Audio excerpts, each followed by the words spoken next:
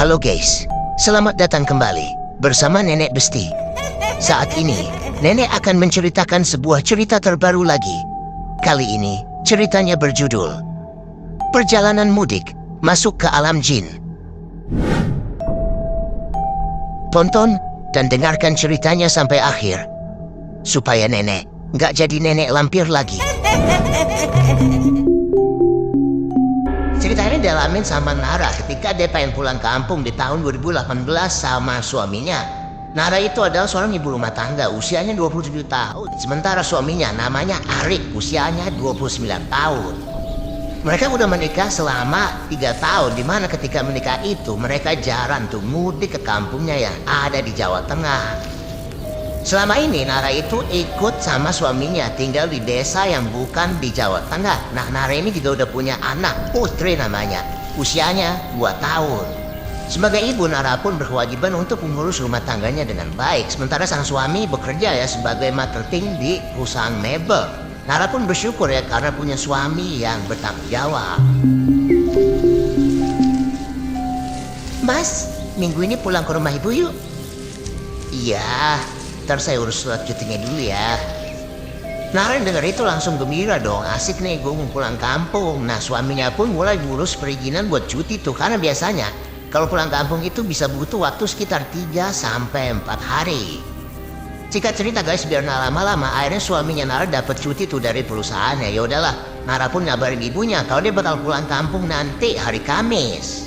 Nara juga langsung beres-beres ya buat pulang kampung. Di situ dia ingetin suaminya juga, Mas nanti jangan lupa buat servis motor ya, kan jaraknya lumayan jauh, bisa lebih dari 8 jam. Akhirnya hari yang ditunggu tiba. Sore itu mereka siap-siap nih mau berangkat. Tapi si Putri entah kenapa jadi sangat rewel dan menangis terus-terusan, tidak seperti biasanya.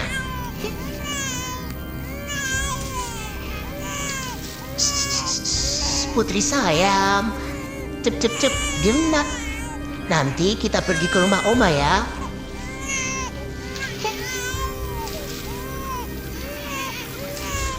Nara sendiri hampir dibuat frustasi karena si Putri juga mau ngambil barang yang tadinya udah dirapin sama si Nara.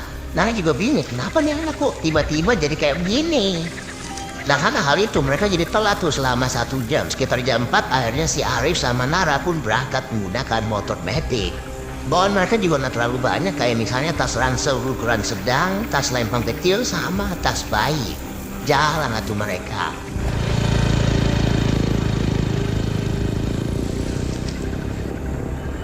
Awalnya semuanya normal-normal aja tuh, ketika udah mulai jalan selama 1 jam, tiba-tiba si Putri mulai rewel lagi. Putri yang tadinya tidur mendadak bangun, dan pas bangun itu dia mulai rewel tuh, nangis lagi. Melihat anaknya nangis, mana ada sih orang tua yang iba, iya nggak? Arif pun akhirnya memacu motornya supaya lebih kencang lagi tuh guys. Akhirnya mereka sampai di kota waktu maghrib. Nah, karena takut kemalaman, mereka langsung jalan lagi. Dari kota mereka akan masuk daerah perhutanan, dimana kalau udah mulai malam, udah mulai gelap, ke situ menurut Nara tempatnya ada serem spooky gitu.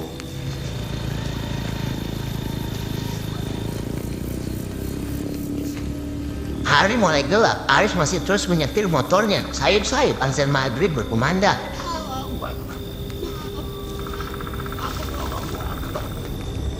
Perlahan Arif mulai menyusuri jalanan sempit. Jalannya udah bukan jalan raya lagi. Jalanannya juga udah sepi karena jalan ini bukanlah jalur utama. Hingga tiba-tiba Nara ini kebelet pipis. Aduh mas, aku kebelet pipis nih. Tolong cariin pom dulu ya. Oke. Kamu tahan dulu ya. Di tengah hutan begini tuh mau pipis di mana? Yaudahlah, Arif jalan sambil nyari-nyari kira-kira istrinya ini dapat buang air kecil tuh di mana. Di jalan-jalan matahari tuh udah mulai nggak nampak lagi guys, dan dari kejauhan Arif tuh di depan ngeliat kayak ada pom bensin gitu. Nah, dari sinilah kejadian horor itu mulai terjadi.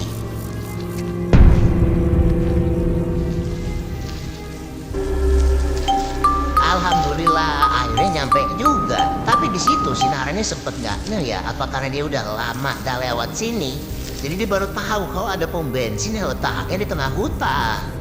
Saat mereka nyampe, pom bensin itu ya kayak pom bensin pada umumnya aja, tapi sepi banget ya. Bahkan petugasnya nggak ada sama sekali. Bingung dong, loh ini kok nggak ada petugasnya? Kayak pom bensin di film zombie aja nih, pikir Nara. Tapi karena mereka udah menahan, akhirnya Nara pun putusin buat tetap ke WC. Lebih bahaya kalau sampai ngompol di jalan. Ya udahlah, akhirnya Nara jalan tuh ke WC sementara suaminya nunggu sama Putri di parkiran.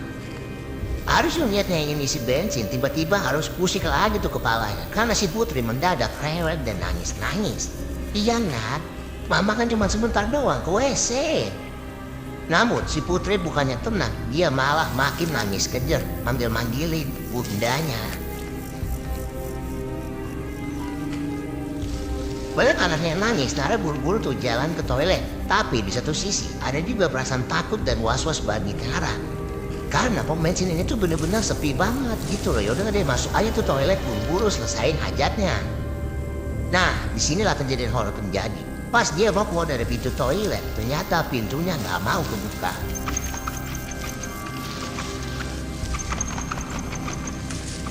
Loh, kok pintunya ini nggak mau kebuka?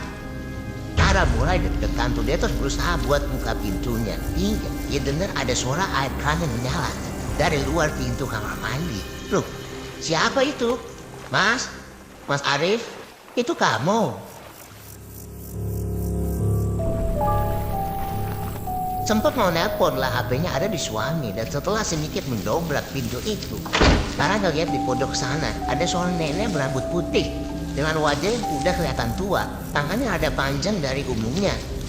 Sosok itu memakai kain jarik warna coklat yang udah sedikit pudar dan juga baju kebaya warna putih yang seperti luntur. Nara lemas dan berkeringat dingin. Dia nggak tahu tuh harus berbuat apa lagi. Hingga dari luar dia denger ya, ada suara-suara manggil nama dia, yaitu suaminya. Langsung aja tuh dia bergegas cepet-cepet keluar.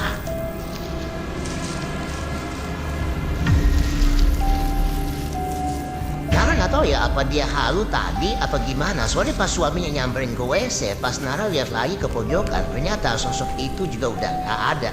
Terus air keran yang dia dengar nyala tadi ternyata juga nggak nyala. Tapi kalau dibilang halu, kok sosoknya nenek-nenek dia bisa lihat gitu loh. Ya udahlah, akhirnya mereka pun melanjutkan perjalanan karena pas si Nara itu lihat jam. Sekarang udah sekitar jam 8 malam, bener-bener molor kalau menurut Nara. Arif kembali memacu motornya kali ini dengan kecepatan yang cukup tinggi karena mereka melewati jalur perhutanan yang sangat gelap dan treknya itu lumayan susah. Hampir sejaman tuh Arif jalan terus, tapi mereka nggak ujung-ujung keluar dari hutan di mana harusnya sekitar 2 jam aja tuh mereka harusnya udah keluar dari hutan. Ini jalan salah apa gimana sih? Mana jalanan sepi banget lagi, pikir Nara pada saat itu. Dan dia pun akhirnya memutuskan buat istirahat lebih dulu dah. Seenggaknya ada musola gitu loh. Mereka bisa sholat terlebih dahulu karena feeling Nara ini udah mulai gak enak. Mereka terus memacu motornya hingga gak jauh dari situ. Arif kembali melihat ada pom bensin. Gimana? Mau istirahat di pom bensin aja? Loh, kok ada pom bensin lagi sih? Ngomong-ngomong pom bensin, si Nara itu jadi deg-degan lagi ya. Ingatan sama sosok nenek yang ada di pom bensin sebelumnya. Tapi emang karena nggak ada nemu warung sama sekali di jalan, yaudah akhirnya mereka belok lagi tuh ke pom bensin tersebut. Dan pas mereka masuk ke pom bensin, ternyata lagi-lagi nggak ada petugas di sana. Sebenarnya berada di manakah mereka?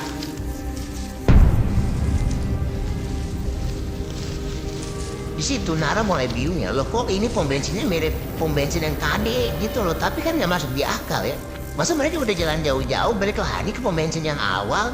Yaudah lah, di situ Nara pun minta sama suaminya buat nemenin cari musola. Dan biasanya di pom bensin ada musola tuh guys, dan pas dicari-cari ternyata kagak ada musolanya. Di situ Nara yakin banget kalau ini adalah pom bensin yang sama, pom bensin tempat Nara lihat ada nenek pakai kain jari. Putri yang tertidur mendadak jadi bangun. Dia langsung rewel lagi tuh, nangis-nangis lagi si Putri.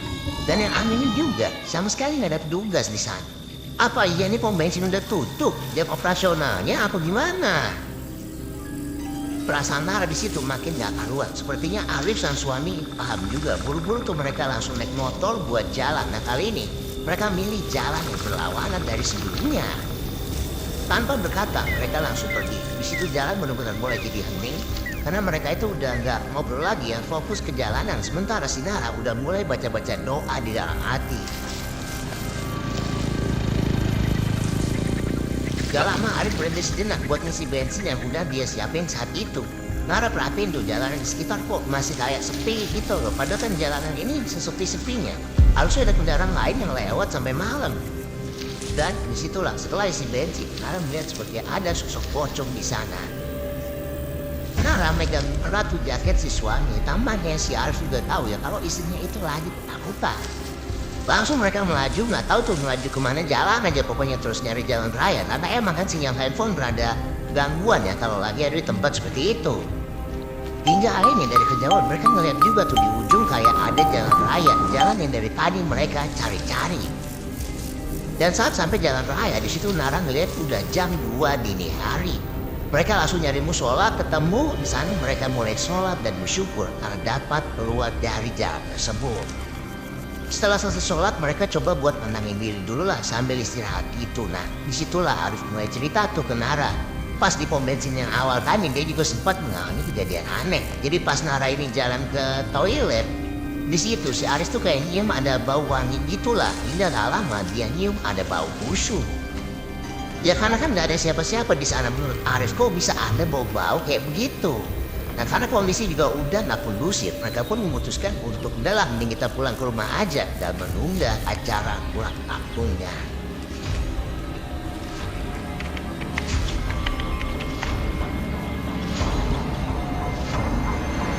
Mereka memutuskan untuk kembali pulang kampung, naik motor juga, dimana pada kali ini alhamdulillahnya aman-aman aja tuh lewat rute yang sama. Mereka bingung sebenarnya itu lewat jalur hutan dan pom bensin mana yang mereka datangi pada malam itu. Karena sekarang Nara tidak menemui keberadaan dari pom bensin itu. Apa ini udah dibongkar pom bensinnya? Bangkrut atau gimana? Bahkan setelah Nara ini nyari-nyari di berita, dia malah menemukan beberapa cerita horor di hutan tersebut. Hutan yang mereka lewatin. Seperti ada mobil yang tersesat masuk ke jalan yang penuh dengan pohon yang harusnya tidak masuk logika.